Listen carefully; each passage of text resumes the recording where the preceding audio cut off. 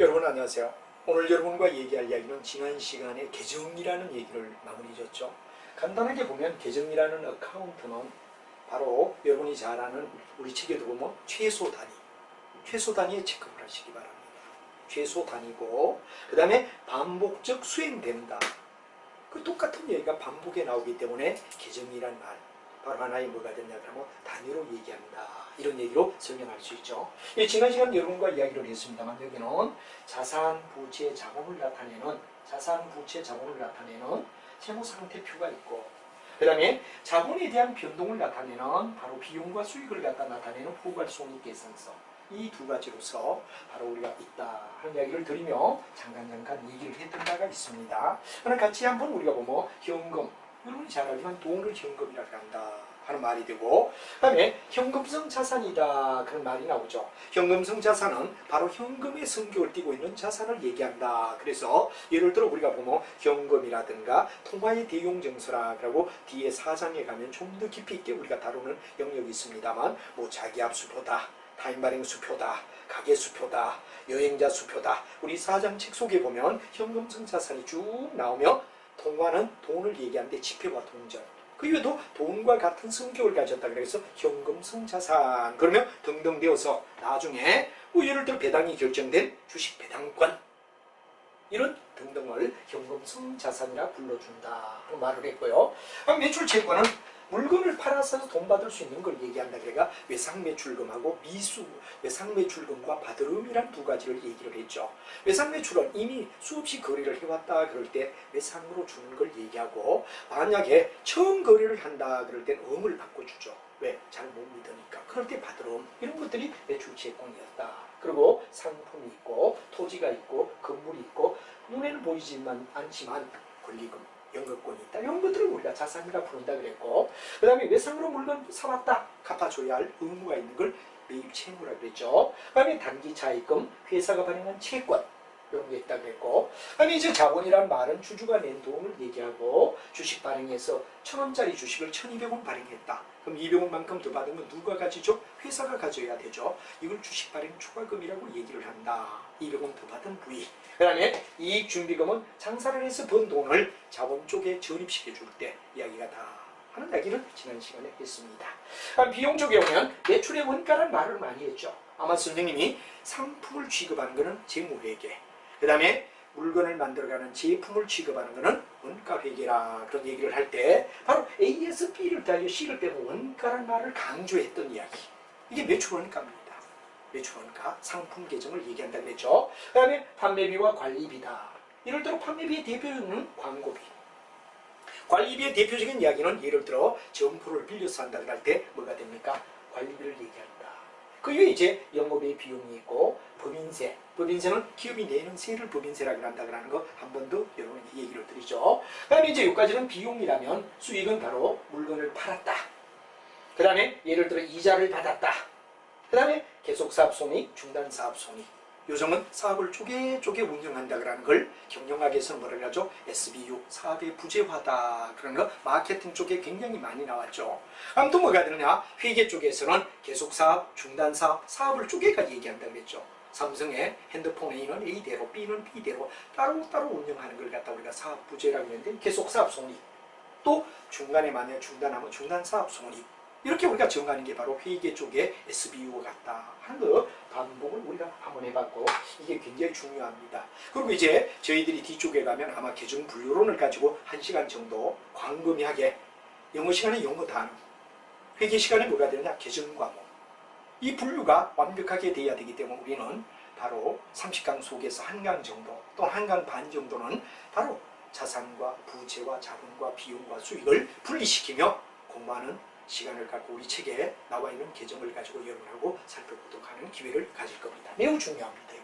그래서 지난 시간에 했지만 한번 복습을 해보자 하는 이야기로 얘기를 했고 자 그 다음에 이제 우리가 중요한 건 계정은 양식이 있습니다. 여러분이 이제 중요한 이야기는 전에도 말했지만 회계는 항상 뭐가 되느냐 그러면 공준이라는 말을 갖다가 굉장히 강조하죠. 공공의 기준이다.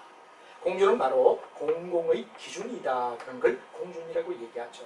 바로 이거는 여러분 잘 아는 회계학은 귀납법이라고 그랬죠.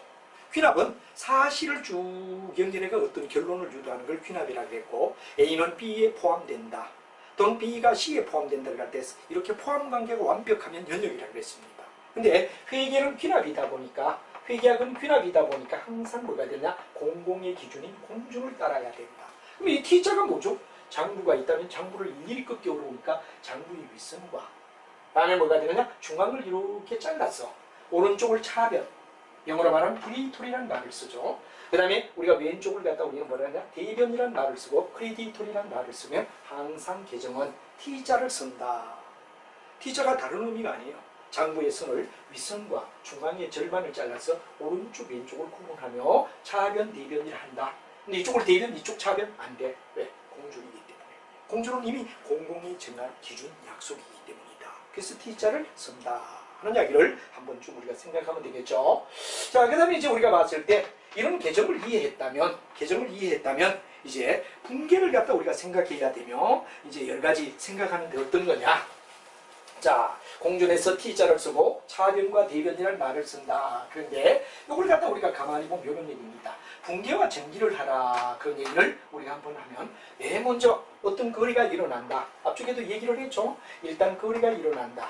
그럼 거래가 일어나면 이걸 차변과 대변 쪽으로 분리해서 장부를 갖다 만드는 최초의 장부, 분계를 나타내는 장소, 분계장이 나오고, 요 1단계를 갖다 우리는 뭐라 하죠? 분계를 한다 하는 말을 쓰는 거죠. 분계를 배워야 되고, 이때 장소가 분계장이고 최초로 기록되기 때문에 영어로 말하면 first다. 최초라는 말을 쓰겠죠. first, 최초로. 그래서 원시적이라는 말을 씁니다. 원시적. 이 원시적 기록의 장소를 갖다 얘기한다. 원시적 기록이라는 말의 뜻이 뭐죠? 최초로 장부의 기록을 한다. 그럼 이제 이 최초로 기록한 내용을 각각의 장부마다 따로따로 옮겨라. 이걸 정기라고 얘기를 했죠. 그럼 정기가 되면 여기 나오는 게 원장이다 하는 말을 우리가 했고, 원장은 T자로 쓴다 그랬고, 이걸 가지고 이제 결산을 봐서 여러분하고 얘기를 했지만 BS와 IS를 만든다. 이게 바로 흐름이란 말이에요. 그래서 이제 요 첫 번째 단계가 뭐가 되죠? 분계가 되고, 그때 나오는 장소가 뭐가 되죠? 분계장이라는 얘기를 쓴다. 그럼 예를 들어서 우리가 하나 사건을 갖다 예를 들어보죠. 만약 예를 들어서 현금 200만 원을 차입하여 영업을 개시한다. 이 사건 자체가 뭐죠? 거래입니다. 현금 200만 원을 차입하여 영업을 개시한다. 그럼 우리는 일반적으로 봤을 때 현금이 200만 원 들어왔단 말이야. 이걸 가지고 영업을 개시했다 이거죠. 그럼 여러분이 중요한 얘기는 분계를 하라 그러면 우리는 바로 BS와 IS 모델에 의하여 나중에 뭐가 되느냐, 분계 요령을 배우게 됩니다. 그럼 여기는 자산이다, 여기가 부채와 자본이다. 이건 여러분 알죠? 자본과 같은 쪽은 수익이라 그랬죠. 자본의 반대쪽은 비용이라 그랬죠. 요 표가 나오게끔, 전 시간에도 얘기했지만 요 표가 나오게끔 분리시켜 주는데, 여기에 중요한 이야기가 바로 뭐가 되느냐, 자산의 증가, 자산의 감소. 자기가 있는 쪽은 증가예요. 부채의 증가, 부채의 감소. 자본의 증가, 자본의 감소. 자기가 있는 쪽은 증가, 자기가 있는 쪽은 증가인데 반대쪽은 감소다. 그리고 비용과 수익은 비용의 발생, 수익의 발생이라는 걸 놓는다. 요거 이해하여 판정을 해요. 그래, 거래가 일어나면 이 BS와 IS라는 모델이 나오게 그거 얘들으냐, 요 3개, 요 1개, 8개. 요거 이해하여 판정을 드립니다. 그럼 여러분들 현금 200만 원을 차입했다. 영업을 개시하다. 그럼 학생들은 거의 영업을 개시하다. 그럼 자본금으로 가. 비전공 학생들은. 그러나 차입하여 영업을 개시하다 그럴 땐 영업 개시하다 무시해. 차입하도록 끝내. 이게 포인트입니다. 차입하여 영업하다 그러면 이거 영업하다 자본금? 현금? 차입금 해야지? 절대 차입하다 끝내다. 영업 개시하다를 무시하라. 차입하여 영업할 때는. 출자하여 그럴 때는 출자했다 그러면 돈이 나갔는데, 그렇지만 금고 중심이다라는 이야기 지난번 했죠. 그렇기 때문에 바로 자본금이 된다 그랬죠. 돈은 나갔다가 들어오는 게 아니라 자본이 들어왔다는, 주주가 돈 냈다는 이야기가 되지. 자, 그래서 이게 거래라 이거지. 이 거래다. 그러면 이제 분계를 하란 말이야. 그럼 이거는 현금 200만 원 들어왔고, 차입했으니까 차입금이라는 부채가 늘어났다. 그럼 바로 자산의 증가, 차입하도록 끝내라 그랬죠. 부채 증가. 왜? 갚아야 됩니다. 그럼 구체적으로 적어라. 현금. 구체적으로 적어라. 차입금. 금액을 적어라 200만 원. 금액을 적어라 200만 원. 그럼 우리가 딱 끊으면 바로 우리가 봤을 때 이렇게 분리하는 게 뭐죠? 분계라고. 분리해줘라. 그럼 이제 거래가 일어나고 이렇게 분리하는 걸 우리가 분계장이라고 얘기를 했지. 분계장. 이건 뭐가 되죠? 거래였지. 그럼 거래를 이렇게 분리하는 걸 거래 판료수 이하여 판정 때리는 거 우리가 가야 할 종착지인 BS와 IS 모델에 의하여 처리한다 그랬죠? 처음 하시는 분은 이런 걸 정확히 알아야 돼. 이게 설계도란 말이에요. 설계도가 나오게끔. 이게 설계도에 맞게끔 작업을 해줘라. 이런 얘기가 대가 요리됐다 이거죠. 그러면 이제 이걸 가지고 원장이란 말. 원장이란 말은 원래 장부를 나타낸다. 고유. 현금은 현금에 와라. 왜 그러냐? 자본 차입금은 차입금에 와라. 이런 표를 갖다 우리가 말하는 거죠. 그러면 현금이면 현금에 와. 차변이니까 차변에 200만 원 적어라. 상대를 적어줘래. 현금이 의해가 돌아느냐 이거. 현금이니까 현금에 왔어. 차변이니까 차변에 적었어. 상대가 뭐죠? 차입금이다. 이렇게 적으면 끝나는 게 뭐가 되죠? 원장이 되고 요걸 갖다 우리는 아까 요게 분계라고 하면 요건 뭐가 되죠? 전기라고 얘기하면 영어로 말하면 포스팅, 옮겨 적는다라는 얘기에서 끝난다 이거죠. 그럼 가끔씩 물론 뭐 시험에 이런 건 안 나오겠지만 요 모델만 된 걸 가지고 추정하라 이럴 때가 있어요. 그러면 현금은 자산인데 차변 쪽이니까 들어왔다 상대는 차입금이다 이러면 머리 아프죠. 바로 그를 하고 연결을 시켜버려라. 그럼 현금을 적어줘라 말이야. 똑같이 적어. 얘가 가져와. 똑같이 적어. 그럼 원래 분계가 어디 되죠?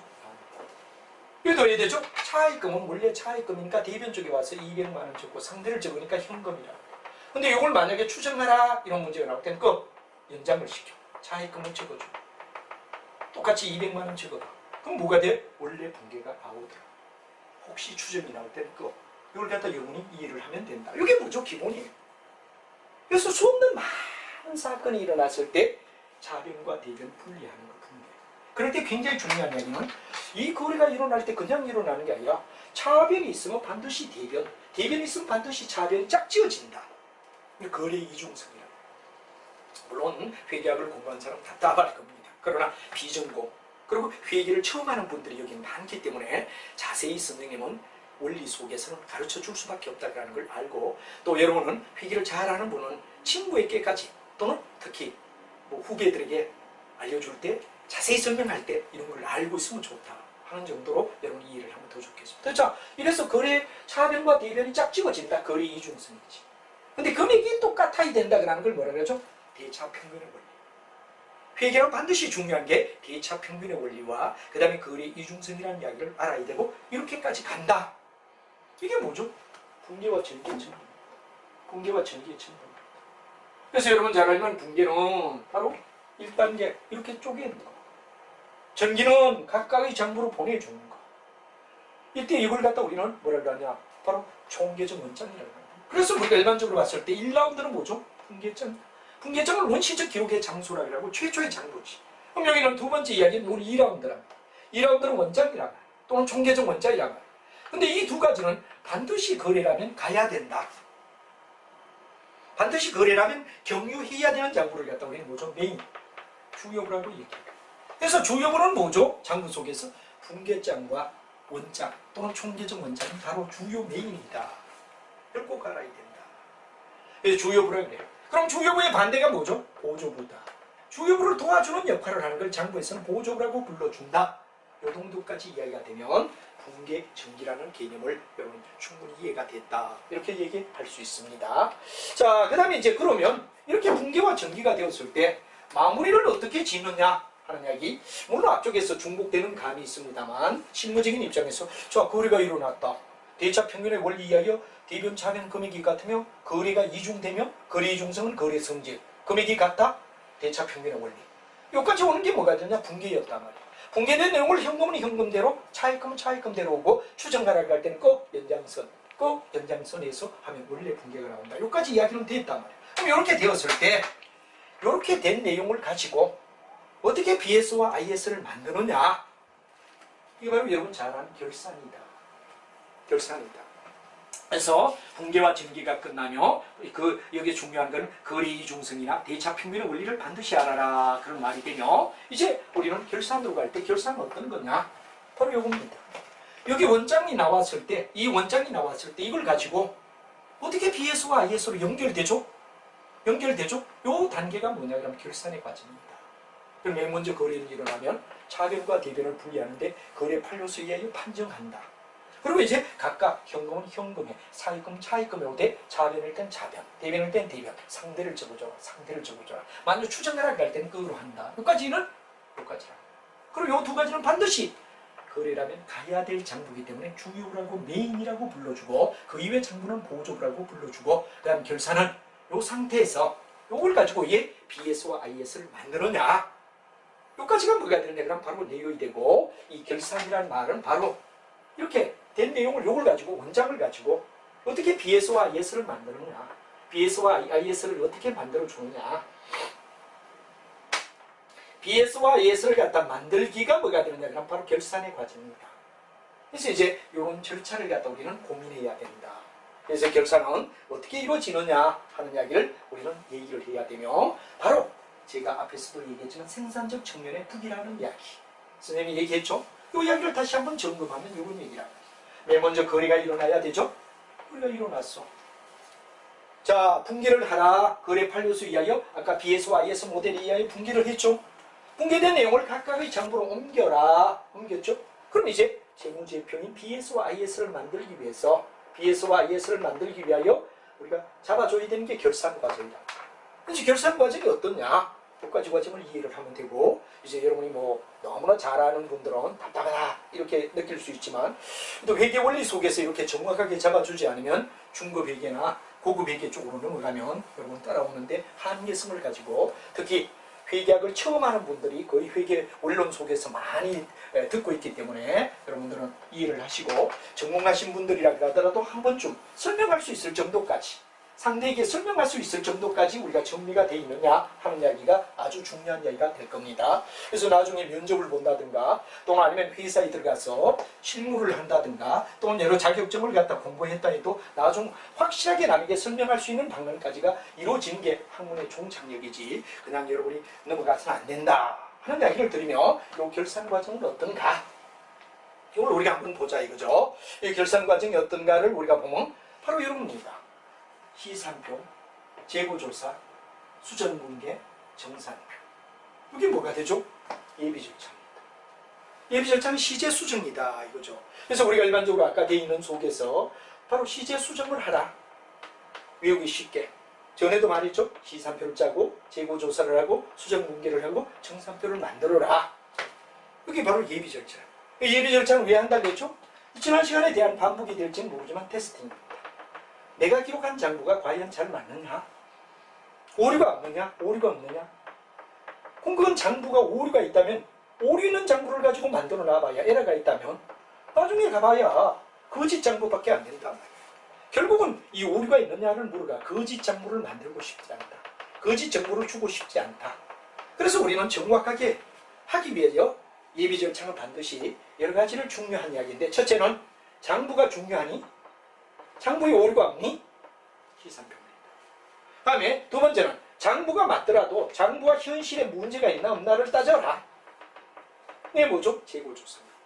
그럼 세 번째 여기서 오류가 있다 그러면 뭐가 됩니까? 장부를 현실에 맞게끔 수정해줘라. 뜯어 고쳐줘라. 수정 문제죠. 그럼 이걸 반영한 채 이 네 가지가 반영되어서 일단 뭐가 됩니까? 이거 종합집계표가 정산표가 되겠죠. 정산표. 이 정산표 같은 경우는 거의 책에 안 나와 있단 말이에요. 이 정산표는 뭐가 되죠? 1번에 만든 시산표를 가져와라. 2번에 뭐가 됩니까? 바로 수정한 걸 갖다 반영하라. 수정상을 반영해라. 그래서 나중에 결론적인 바로 뭐가 되냐? BS와 IS를 만들어줘라. 또는 IS와 BS를 만들어줘라. 그래서 전체가 모두 몇 개요? 시산표, 수정, IS, BS 4개에서 차변과 대변이란 두 가지가 있다고 8칸. 이건 차변, 대변이야. 그래서 우리는 8위식 정산표다 하는 쪽에서 바로 우리가 잘 아는 뭐가 되느냐 하면 마무리가 된다 하는 얘기가 예비절차다 하는 걸 여러분이 알면 됩니다.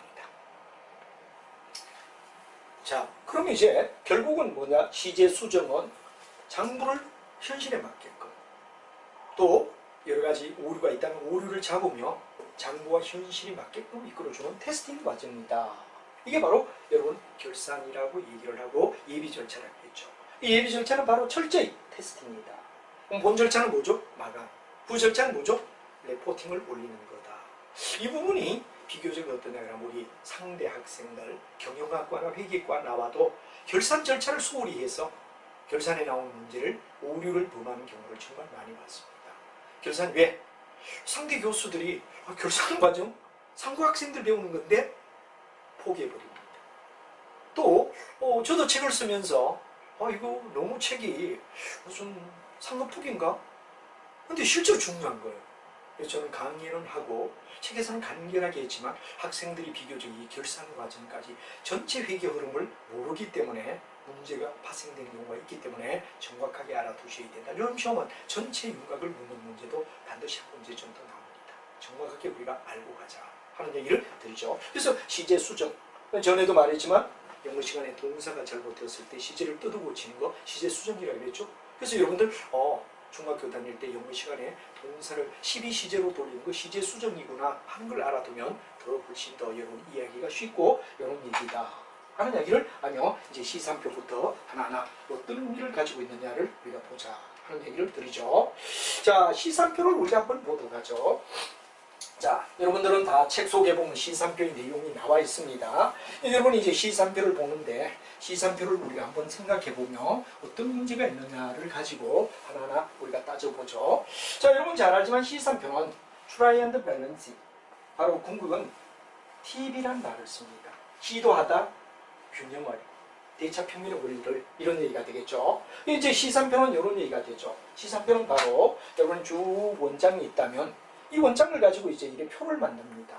예를 들어 시산표는 어떤 형이냐 그럼 시산표란 말이 나와야 되겠죠. 우리 책에도 이야기가 나와 있으니까 여러분들이 시산표를 보면 우리 책에서 173만 5천원, 173만 5천원 하고 대차평면의 원리를 맞춰주고 있죠. 자, 근데 어떻게 만드느냐를 가볍게 우리가 보면 요겁니다. 여기 중간에 계정, 여기에 합계, 여기도 합계, 여기에 잔액, 여기에 잔액, 이렇게 우리가 적어주세요. 그러면 예를 들어서 우리가 이런 거죠. 아까 장부를 만들 원장까지 갔죠. 원장까지 갔는데 현금이라는 계정이 있다면 수없이 많이 들어온 게 있을 거라. 돈이 나간 게 수없이 이렇게 많이 있을 거라고. 여기는 3천만 원이다. 여기가 1,000만 원이다. 하는 이야기를 놓자 이거죠. 그럼 여러분들 현금, 자산부터 이제 쓴 거예요. 차비는 얼마? 3천만 원. 대비는 얼마? 1,000만 원. 우리가 궁극은 3천만 원에서 1,000만 원을 빼니까 2천만 원이 잔액이다. 이렇게 나타납니다. 이 잔액이 어디에 나오죠? 차산하니까 자연지, 자연주겠지. 그럼 차산은 전부 다 이렇게 적어요. 다음에 또 어디 되느냐? 두 번째 차입금이다. 다음에 돈을 빌려온 부채란 말이야. 이게 얼마냐? 쭉 적었더니 5천만 원. 이게 얼마냐? 2천만 원이다. 우리는 여기서 부채 쪽에 가서 차입금이다. 이게 얼마냐? 5천만 원. 여기 얼마냐? 2천만 원. 그럼 공급은 여기에 3천만 원이 뭐가 되냐? 부채다 하는 얘기가 되겠죠. 부채를 우리가 적어줘라 이거지. 자, 그 다음에 이제 자본금이다. 그러면 자본금을 여기에 적어라 이거죠. 자본금이 얼마냐? 1억이라고 얘기를 하자 이거죠. 1억. 이건 기초자본입니다. 그럼 여기는 아직 기말이 안 되었기 때문에 자본금 1억이란 말이야. 여기 없다고 뻥뻥 쓰지 마. 여기는 1억 오고 이건 기초자본이다. 이렇게 적어주고. 그렇지, 기초자본이죠 아직까지. 그래서 자산, 부채, 자본을 쭉 하나씩 대표적인 걸 제가 스님이 들었습니다. 이제 예를 들어 비용이다. 그럼 예를 들어 지급이자. 지급이자가 얼마냐? 그럼 여기가 예를 들어 3천만 원인데 500만큼 선물이 있다. 그럴 때는 여기는 지급이자. 얼마냐? 자변적 3천. 대변적의 승급분이 500이다. 그럼 여기 얼마 차이가 나느냐? 2,500이 뭐가 되냐? 이쪽에 빼준단 말이야. 여기 뭐냐? 그럼 비용이 여기에 쓰여주죠. 예를 들어 여기에 수입 수수료란 말을 갖다 여차 이거죠. 수입의 대표적인 예를 들어 하나씩만 우리가 보자 이거. 이게 얼마냐? 예를 들어 여기가 6천만 원이다. 근데 선수분이 1,000이다. 그렇다면 여기에 바로 여러분 잘 아는 비용을 쓰고 수익을 갖다 쓸 때 수입이자. 수입 수수료 해야 되겠죠? 수입 수수료. 자, 수입 수수료를 쓰고 얼마냐? 여기 봤을 때 6천. 여기 봤을 때 얼마냐? 1,000. 그럼 여기는 자연지 5천이 여기에 뭐가 되냐? 수익으로 우리가 남을 거다 이거지. 그럼 우리는 이렇게 딱 만들었을 때 쭉 자산, 부채, 자본, 수익, 비용을 다 있는 장부를 전부 다 합계했을 때 합계는 합계끼리, 잔액은 잔액끼리 맞아 떨어질 때만이 이 원장들을 믿을 수 있다. 학생들이 선생님 이거 일치 안 된대요? 당연히 일치 안 되죠. 왜? 제가 얘만 하나씩만 들었기 때문에. 근데 장부를 다 적는다면 당연히 합계는 합계끼리, 잔액은 잔액끼리 맞아 떨어져야 된다는 얘기가 되고, 이건 왜? 여러분들 아까 우리가 그랬죠? 거래가 일어날 때 반드시 뭐가 되냐? 그럼 현금 차입금이다. 현금을 100만 원 빌렸다. 그럴 때 현금 100, 차입 100 이렇게 적었단 말이에요. 그럼 우리가 봤을 때 항상 차변과 대변이 똑같이 적었으니까 현금은 현금에 가서 100, 차입금 차입금에 가서 100, 그리고 현금 차입금을 적었단 말이에요. 그러면 대차평면의 원리 이하여 하나의 거래에서 붕괴할 때 어디 되느냐? 똑같은 금액이 적었다면 차변에 간 금액이나 대변에 간 금액이 어때? 같단 말이야. 그러면 이렇게 같기 때문에 전부 다 모았을 때 결과는 왜 되죠? 일치해야지. 만약 이게 일치가 되지 않는다. 그럼 이건 뭐가 문제죠? 장부에 오류가 있다는 거지. 장부에 오류가 있다는 거지. 그래서 우리가 장부가 맞나 안 맞나 그런 원리는 현금을 100만 원 차입하다 그러는 어떤 거래가 있다면 우리는 반드시 이렇게 붕괴가 됐고 이걸 가지고 이렇게 됐을 거다 이거지. 그럼 우리는 현금에 갔을 때, 차입금에 갔을 때 차변과 대변에 간 금액이 한 거래로부터 똑같이 같다면 회사가 가지고 있는 모든 장부를 차변은 차변대로 모으고 대변대로 모았다면 합계는 당연히 같아야 될 거 아니냐. 이퀄리즘이 돼야 될 거 아니냐 하는 얘기가 뭐가 되죠? 바로 여러분 중요한 시상표의 개념으로서 바로 장부가 맞나 맞나를 조사해보는 과정입니다. 그리고 이제 여러분 중요한 이야기는 합계만 가지고 우리가 만들었다. 합계 시상표입니다. 잔액만 가지고 만들었다. 잔액 시상표입니다. 우리처럼 합계와 잔액을 동시에 가지고 만들었다. 그러면 합계 잔액 시상표다. 시상표는 모두 몇 가지? 세 가지. 합계만 가지고 합계 시상표, 잔액만 가지고 잔액 시상표. 합계와 잔액을 동시에 만들었다. 우리 책을 보면 우리는 잔액 시상표만 적어놨다. 여러분들이 가지고 있는 책을 보면 173만 5천, 173만 5천은 이게 잔액 시상표다. 근데 선생님은 합계 잔액 시상표를 한 예를 들었다 이거죠. 그리고 원리는 대차평면의 원리 이야기를 이렇게 된다 하는 이야기를 했습니다. 자, 그러면 이제 중요한 이야기는 여기서 특징적으로 알아두는 합계 시상표는 어떤 이야기가 되죠? 합계는 합계끼리도 맞아야 되지만 모든 거래는 붕괴가 되어 붕괴를 쭉 모은 붕괴장의 합, 합계 시상표 합은 차변과 대변 자기들끼리도 일치되는 건 당연하지만 합계 시상표 합은 붕괴장의 합과도 같아야 된다. 이퀄리즘이 돼야 된다. 이게 틀린다면 문제가 있다. 모든 거리를 다 적어놓은 붕괴장이나 합계 시상표의 합계는 차변 대변 같지만 이게 예를 들어 뭐 10억이다. 여기도 10억이다. 요 자체도 맞아야 되지만 붕괴장의 최종 합계도 얼마여야 되죠? 10억이 돼야 돼. 요걸 갖다 여러분 합계 시상표는 붕괴장의 합과도 일치돼야 된대. 다음에 잔액 시상표는 거래 결과란 말이에요. 거래 결과. 차변 쪽에 뭐가 남아? 그렇죠. 자산에다가 부채를 비용을 단 것은 대변 쪽은 뭐죠? 그렇죠. 부채와 기초자본과 총수익을 단 것과 같대. 단 여기서 조심할 거는 이게 무슨 자본? 기초자본. 이걸 뭐라 그러죠? 시산표 등식. 시산표 등식. 이걸 갖다 여러분이 이해를 하는 게 중요하다. 그다음에 합계 잔액 시상표는 합계에다가 잔액을 더한 거다. 뭐 별다른 의미 없이 우리 합계 잔액 시상표. 요거까지 이해를 하면 여러분들이 시상표의 원리, 한 거래로부터 대차평균 원리에 똑같이 했디. 다른 데 가고 다른 데 갔지만 차변 간 금액, 대변 간 금액, 원장 같겠냐면 원장을 가지고 만든다.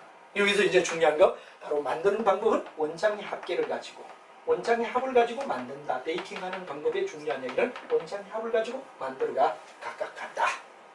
그리고 중요한 건 합계 시상표는 붕괴장의 합과 같아야 되고 잔액 시상표는 시상표 등식을 생각해야 되고 합계 잔액은 합계에다가 잔액을 더한 것과 같다라고 생각할 수 있고 특히 바로 이게 뭐가 되죠? 합계 잔액 시상표에서 중요한 잔액 시상표 등식. 이게 바로 잔액에서 나온다는 걸 알아라. 뭐를 가지고 만들어? 회사가 가지고 있는 모든 원장의 합을 가지고 최종 장부인 합을 가지고 우리가 만들어야 된다. 이게 뭐죠? 이비지식에서 반드시 여러분이 이해를 하고 넘어가야 될 거다 하는 이야기가 중요한 이야기가 됩니다. 자, 그러면 이제 시산표를 만들었다 하는 이야기를 드리고 시산표를 만든다 그런 얘기가 되는 겁니다. 이 시산표를 만들었다 말이야. 시산표를 우리가 만들었다. 이제 중요한 건 여기도 이제 하나 얘가 나와 있네요. 우리 차변과 대변을 갖다 봤을 때 시산표는 바로 원장의 합을 가지고 만들었을 때 결과가 어떻게 되느냐? 원장의 시산표지만 결국은 173만 5천원, 173만 5천원 일치가 돼야만 우리는 이 장부를 믿을 수 있다라고 생각하고 진행한다 하는 얘기가 나왔습니다. 이걸 이해를 하라. 자, 그 다음에 이제 우리가 중요한 거는 여기는 없지만 몇 가지를 더 얘기해 보면 이런 시산표 속에서 여러분이 꼭 알아둬야 되는 이야기를 몇 가지 정리를 하자. 그럼 시산표가 예를 들어서 우리가 봤을 때 일치하지 않으면 시산표가 일치하지 않을 때 뭐 하느냐? 이런 얘기를 우리가 같이 한번 보도록 하죠. 자, 여러분하고 같이 우리가 쭉 본다면 이런 얘기가 될 겁니다. 시산표가 나왔단 말이야. 그럼 시산표는 뭐를 가지고 만드느냐? 원장의 합을 가지고 만든다. 그런 얘기했어.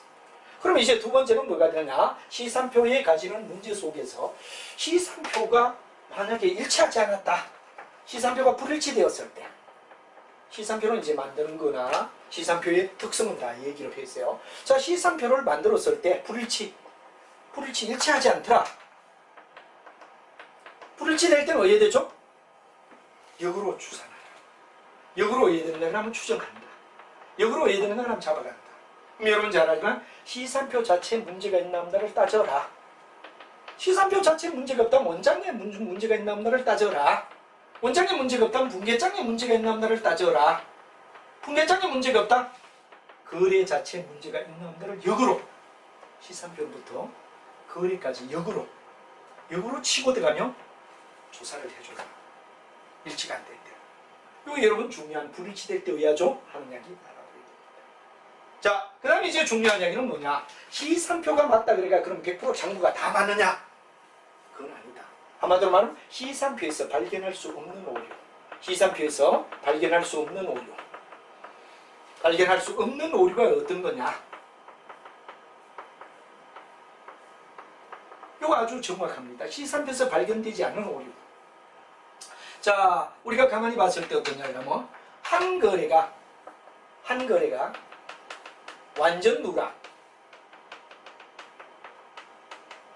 완전 누락돼 버렸어. 그럼 다른 것만 다 맞다면 참으로 맞지. 누락 자체를 발견할 수 없어. 차변 대변은 똑같이 빠졌으니까. 또 완전 중복. 차변과 대변은 똑같이 어디 됐나? 완전해서 중복되었다. 차변도 두 번, 대변도 두 번 적었다. 발견할 수 없어. 이건 책에는 없지만 굉장히 중요한 겁니다. 시산표에서 발견되지 않은 오류. 한 거리가 완전히 누락됐다. 완전히 중복 두 번 똑같이 두 번 썼다. 그럼 차변, 대변 두 번 들어갔어요? 잘지. 시산표 자체는 맞지. 자, 두 번째는 뭐가 되죠? 아주 중요한 이야기가 두 번째. 계정 과목을 잘못 적었다. A씨를 어카운팅이라가 계정 과목이라고 그랬죠? 계정 과목을 잘못 적었다. 계정 잘못 못 적어도 차변 간금액, 대변 간금액이 같다면 예를 들어 현금 대신에 뭐 대여금을 썼다. 전체 금액을 볼 때는 똑같단 말이야. 계정 잘못을 갖다 우리는 발견할 수 없어. 다음에 세 번째 이야기는 뭐가 되느냐? 세 번은 대차이 같은 오류. 대변도 100만원인데 10만원 적고 차변도 10만원, 100만원인데 대차이 같은 오류. 똑같이 100만원인데 똑같이 10만원 적었다. 그럼 뭐 차변 대변 똑같이 오류를 보냈어요. 결과는 또 이게 맞을 수밖에 없다. 다음에 이제 더 나간다면 네 번째는 뭐가 되냐?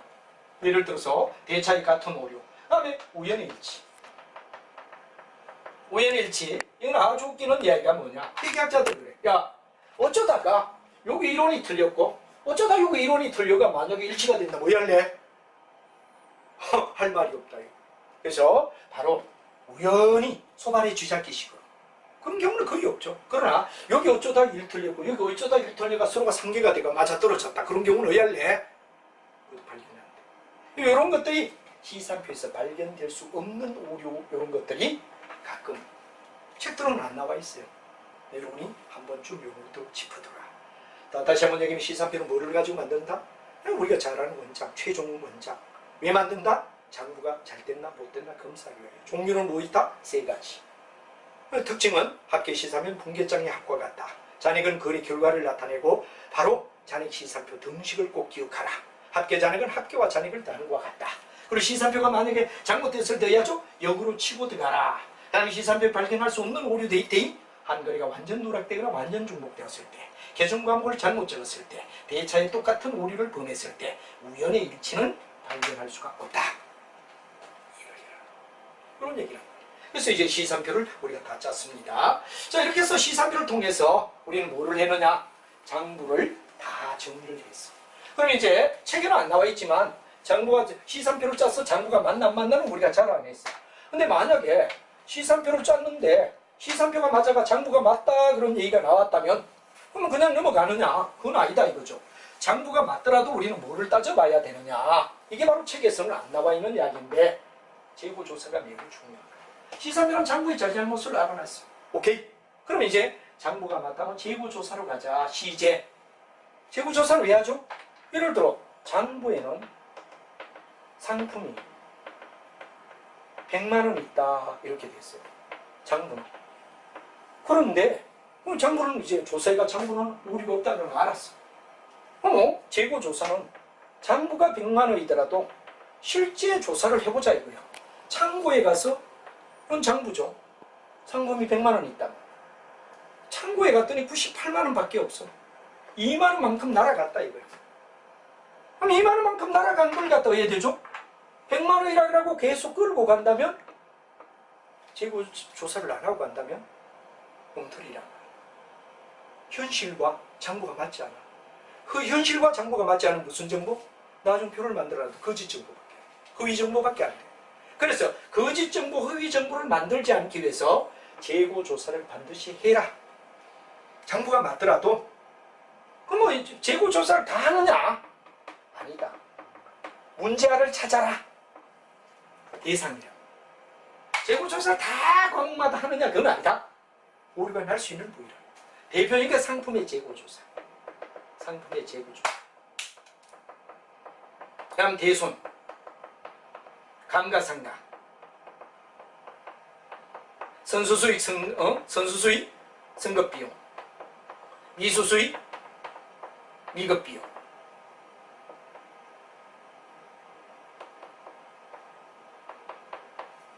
그 다음에 우리가 이런 대표적인 걸 문제아를 찾아라.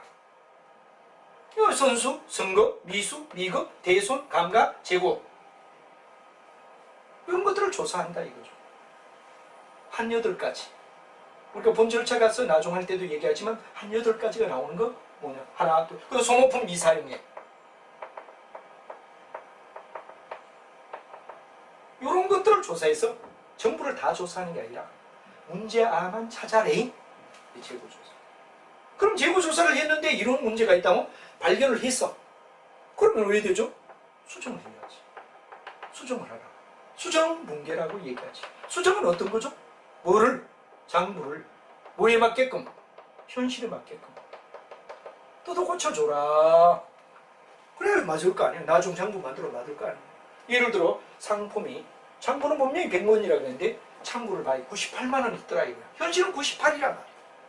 그럼 허위 정보, 거짓 정보를 만들지 않기 위해서 장부를 현실에 맞게끔 뜯어 고쳐줘니? 수정. 그럼 어떻게 되죠? 자, 상품 계정에서 2만원을 빼라. 2만원을 빼라. 2만원 빼야 98만원이 될 거야. 그리고 이건 뭐냐? 재고가 줄어들어 손해봤다. 재고 감모 손이라 그렇지. 재고 감모 손이라는 2만원을 놓아라. 대차 평균을 올리는 승리가죠. 오케이. 이렇게 뜯어 고쳐주는 분계를 우리는 뭐라 그러죠? 수정 분계라고 불러줍니다. 우리 일반 책이나 다른 책에는 없는 이야기라. 수정 분계를 해라. 그럼 이제 수정 분계를 해서 최종적으로 표를 만들어주는 게 뭐죠? 정산표다. 정산표는 최종적으로 표를 만든다. 가볍게 예를 들면 정산표는 책에서 잘 안 나오죠. 정산표. 왜 이제 시산표가 나와. 시산표가 쫙 나와. 자, 예를 들어 시산표 나와.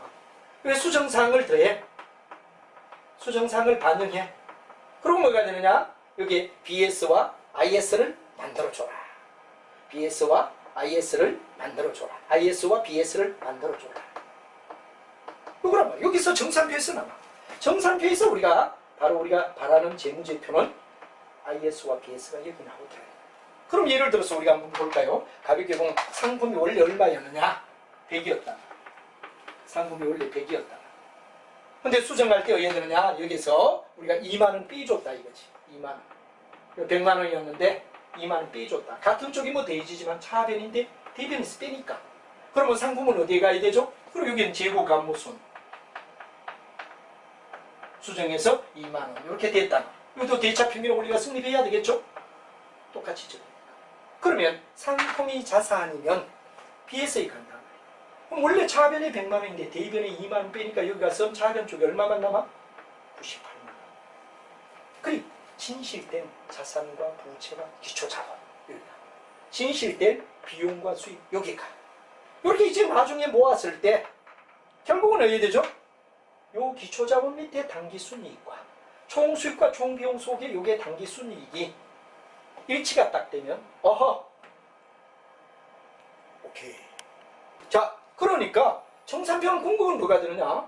바로 상품이 원래는 100만원이었다. 재고조사하면 98만원이라 그러는 거니까 수정 분계를 아까 해줬어. 그렇게 해줬어. 그걸 반영해서 수정할 때 상품의 차변이었는데 대변에 2만원. 차변의 재고감무손, 차변의 재고조합. 이 대차 평균의 원리가 성립되겠지. 그러면 차변에 100만원인데 대변 쪽에 2만원 빼니까 차변 쪽에 98만원이 온다. 이런 원리란 말이에요. 요거에 의하여 자산과 부채와 기초자본은 BS야. 여기는 어디에 되느냐? 총수익과 총비용을 비교한 게 IS다. 그럼 여기 나오는 당기순이익이 요 밑에 나오는 당기순이익과 요 나오는 당기순이익이 어디에 되죠? 같아야 돼. 이걸 무슨 법이라 그러죠? 재산법. 이건 무슨 법이라 그러죠? 손익법이라 그래요. 항상 회계에서는 재산법과 손익법은 어때? 같다. 그럼 이 정산표가 딱 맞아 떨어지면 이 두 개 표를 우리는 공시한다.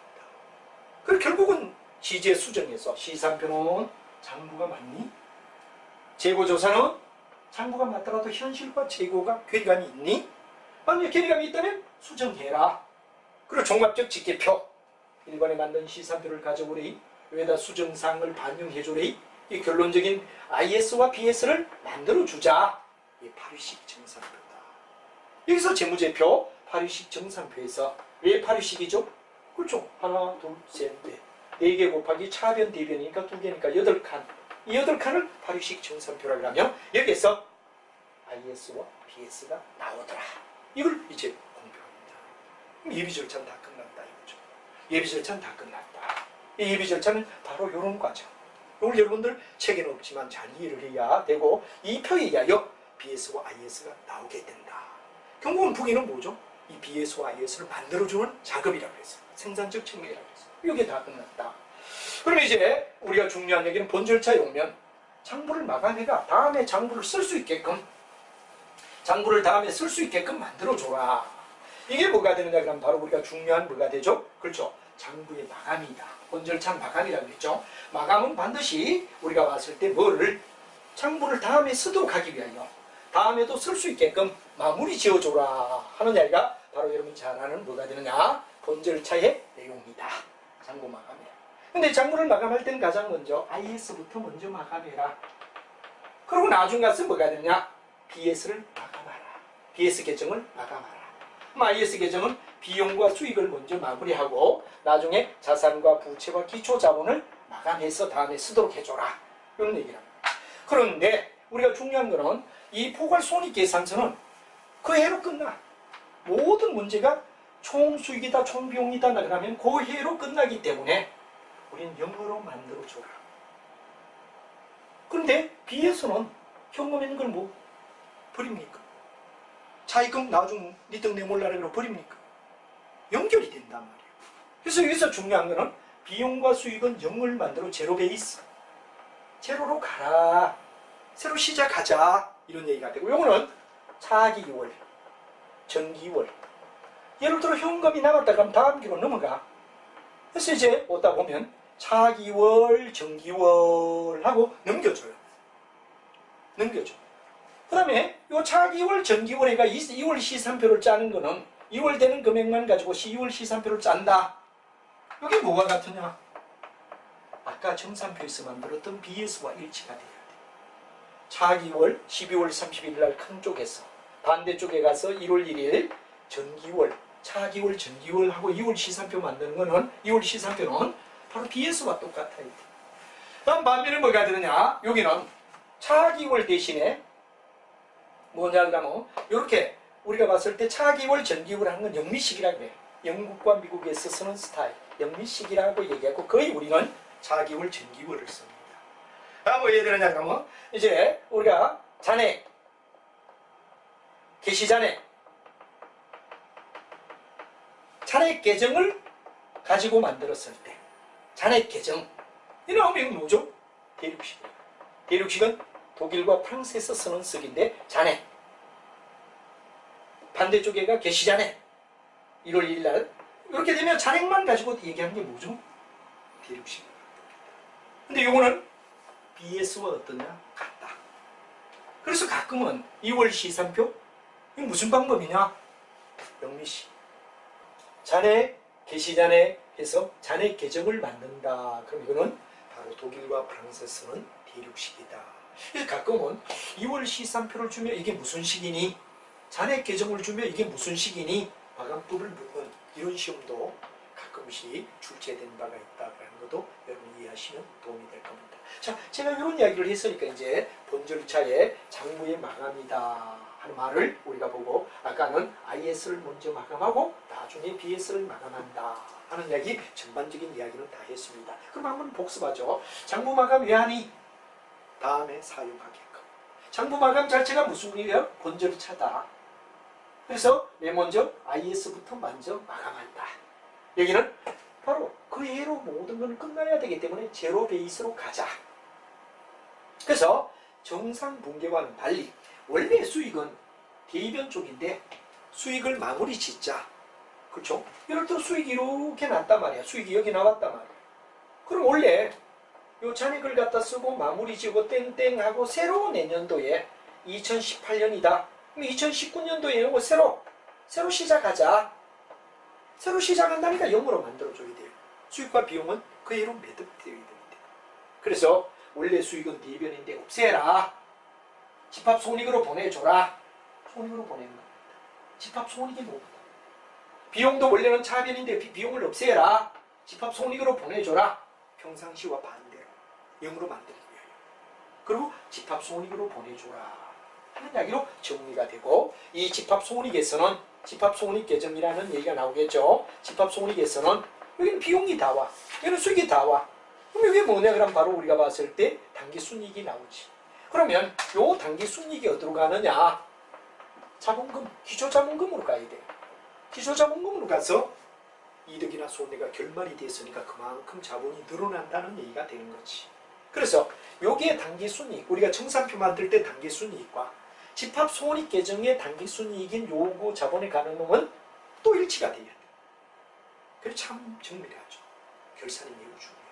정산표에 나와 있는 BS와 IS의 당기순이익, 재산법, 손익법을 갖다 읽는다 그랬죠. 그것도 읽지만 집합손익으로 다시 모았을 때 여기 당기순이익 가는, 물론 당기순이익은 아니지만 자본금에 가는 금액도 일치돼야 된다. 회계가 얼마나 논리적이고 정말 2중, 3중 막을 쓰며 확인을 한다. 약간 어렵지만 그래도 그걸 이해를 하시면 좋겠다. 왜 정산표 만들 때 대륙 잔액 바로 의대적 당기순이익이 재산법과 손익법은 같다 그러고 제가 얘기했죠. 여기 마무리할 때 집합손익 계정도 여기 당기순이익인데 자본에 보내는 요거도 거기 나오는 거와 일치돼야 된다.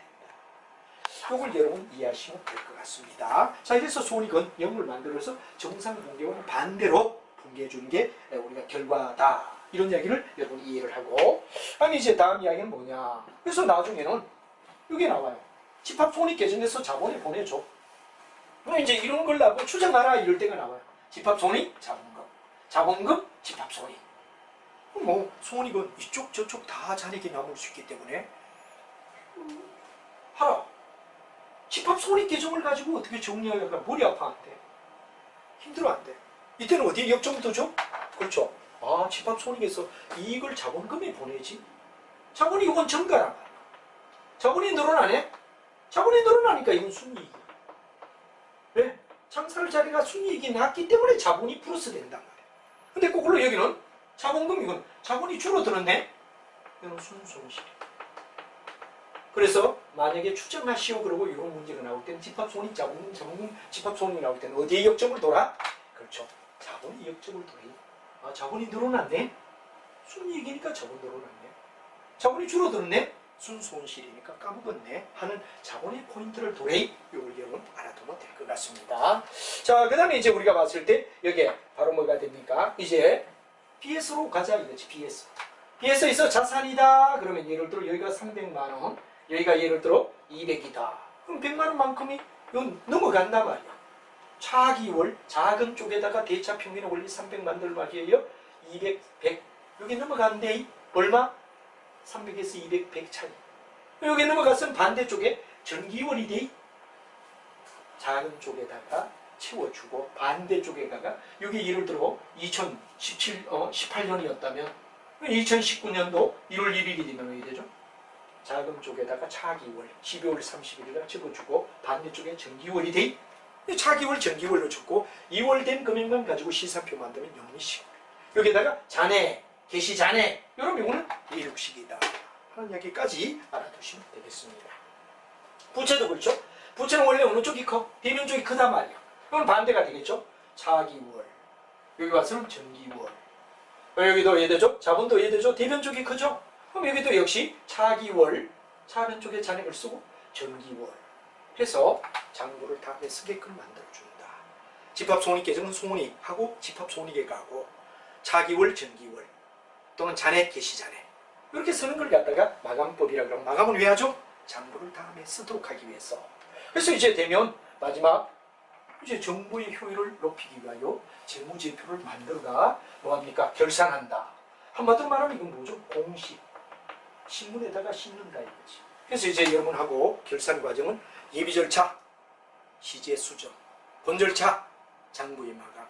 마감하는데 IS를 먼저 마감해가 순이익을 보내줘야 자본이 마감이 되기 때문에 IS 마감하고 뒤에 자본 마감되게끔 해서 BS를 한다. 그리고 이제 재무제표가 나오면 신문에 실는다. 이 결산 과정이 책들마다 너무 막 가볍게 취급해서 여러분이 요즘 시험에 나오는 예비절차, 시제수정, 본절차, 마감 뭐부터 먼저 마감해? IS 마감, 다음 BS. IS를 마감해가 순이익이 나오면 어디 보내줘? 기초자본에 보내준다. 여기에 정산표의 순이익과 같아야 된다. 이까지 알면 최고의 베스트다. 뭐 그까지 여러분들 이해하려고 노력해주고 또 전공하신 분은 뭐 잘할 키우는 전공 비전공 관계없이 잘 못해 이 부분이. 그래서 요즘 시험에 그거 나오면 백기를 들더라. 요즘 백기 들지 않게끔 정확하게 해달라는 얘기를 드리며 이제 마지막 장부를 만들어 신문에 싣는 거 부절차다. 이때는 정보의 효율성을 높이게끔 해줘야 된다. 제가 전에도 말했죠. 정보를 효율적으로 하려면 이 공시가 되면 주가가 이렇게 가다가 이렇게 올라가는 게 정보 효율이란 말이에요. 근데 요즘은 미리 정보가 누설되어서 올라가면 거꾸로 이렇게 돼버리더라. 뭐냐? 정보가 누설되기 때문에. 뭐 이런 얘기도 재무관리 주가 쓰실 때 원래는 정상 요래가 요래돼야 되는데 미리 올라가. 미리 주가가 올라가. 현실은 미리 주가가 올라가. 나중 가가 뭐 해야 되냐? 실제로 공시하면 주가가 확 떨어져 버려. 정보의 비효율성을 얘기하는 거죠. 그래서 바로 재무제표는 신문에 실어주는 걸 얘기한다. 여기까지가 이제 본절차 다 얘기가 끝났고 이제 부절차까지 다시 한번 얘기하면 시제수정, 장부의 마감, 그리고 공시 이런 걸 이해를 하시면 된다는 얘기를 드리며 다음 시간에 여러분 만나도록 하겠습니다. 여러분 매우 수고했습니다.